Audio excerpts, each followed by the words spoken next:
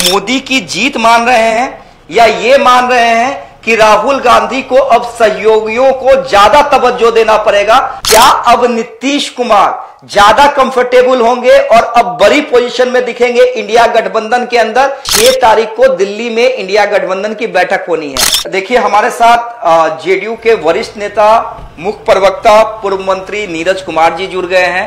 नीरज जी, बहुत बहुत स्वागत है आपका देशवा न्यूज में। और सबसे पहले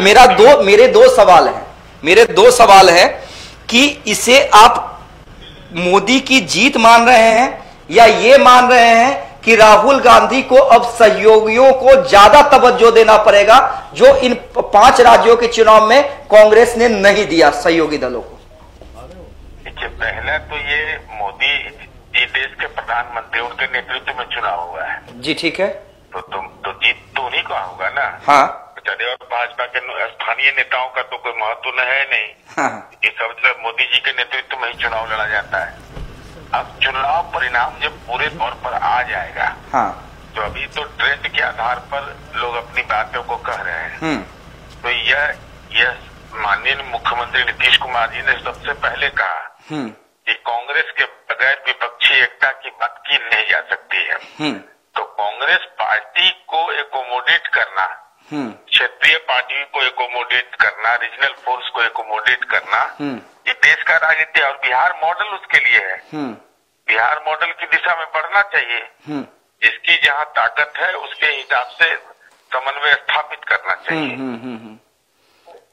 नीरज जी, क्या अब नीतीश कुमार, देखिए मेरा दूसरा सवाल, और आप भी इस सवाल को आज एक्सपेक्ट कर रहे होंगे, मेरे तरफ से भी और कई बड़े पत्रकार के तरफ से भी, क्या अब नीतीश कुमार ज्यादा कंफर्टेबल होंगे और अब बड़ी पोजीशन में दिखेंगे इंडिया गठबंधन के अंदर?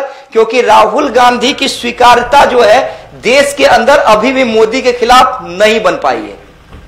नहीं, देखिए, राहुल गांधी जी ने भी कभी यह नहीं कहा कि हमारी स्वीकार्यता है, हम अकेले सक्षम है। जो कांग्रेस पार्टी चुनाव लड़ी तो वह तो स्थानीय नेताओं के भरोसे लड़ा, यह अलग विषय है। लेकिन नीतीश कुमार जी ने जो फॉर्मूला दिया है, उस फॉर्मूले पर अगर कांग्रेस काम करे तो हम समझते हैं कि अभी भी समय बिगड़ा नहीं है।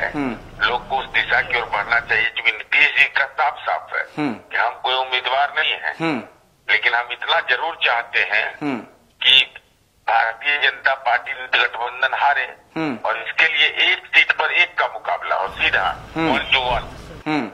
अब इस दिशा में तो भाई सबको सोचना पड़ेगा। मुख्यमंत्री जी तो अपनी बात राय सार्वजनिक रूप से सीपीआई के गठबंधन, सीपीआई की रैली में भी कहा।